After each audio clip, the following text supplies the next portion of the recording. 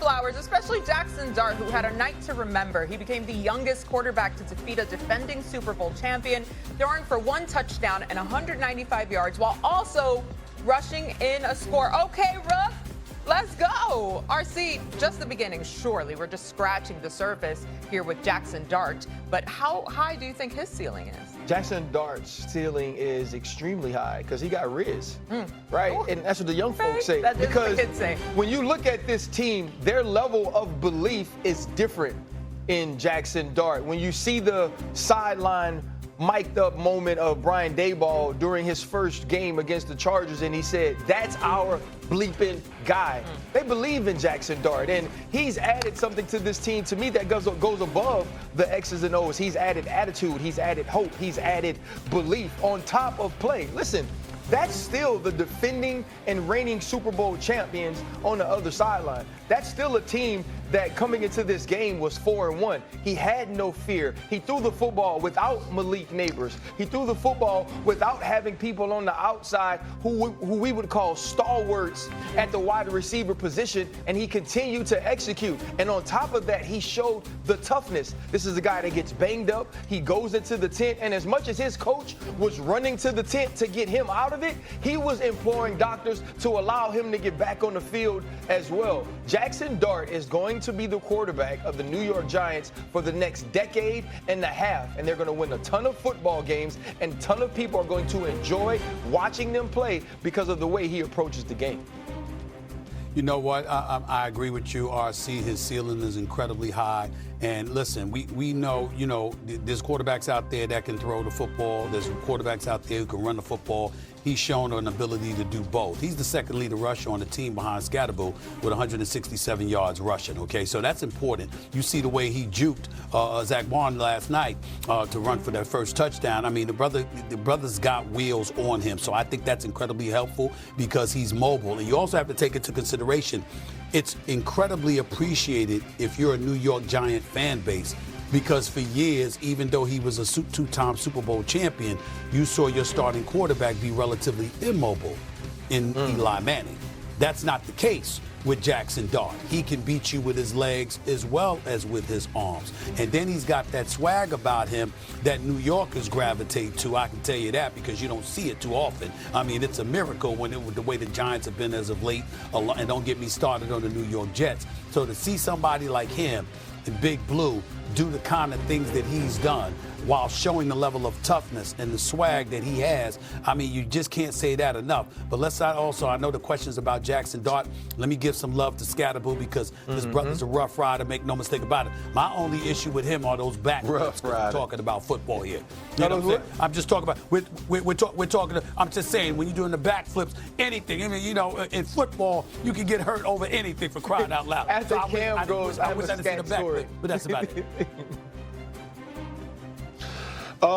Listen, Jaxson Dart gives the flair. Cam Scatterbull gives the grit and the attitude. When you see that dynamic that was on display last night, it's evident. Even Brian Daboll is a different person with him under the center. And the thing that New Yorkers want is any type of belief in their teams. We've seen it. And dare I say, to jump to conclusion or to jump to this phase, but Jaxson Dart has a lot of Odell Beckham in him. Jaxson Dart has a lot of, and I will say this, Linsanity impact in him.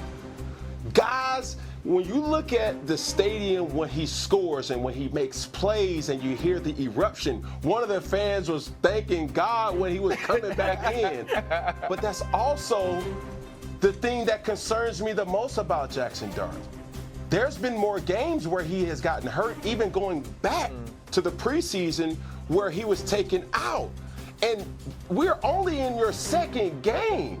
These things are being reported that, having a concussion, having these type of things. Hey, my message to Jaxson Dart is simple.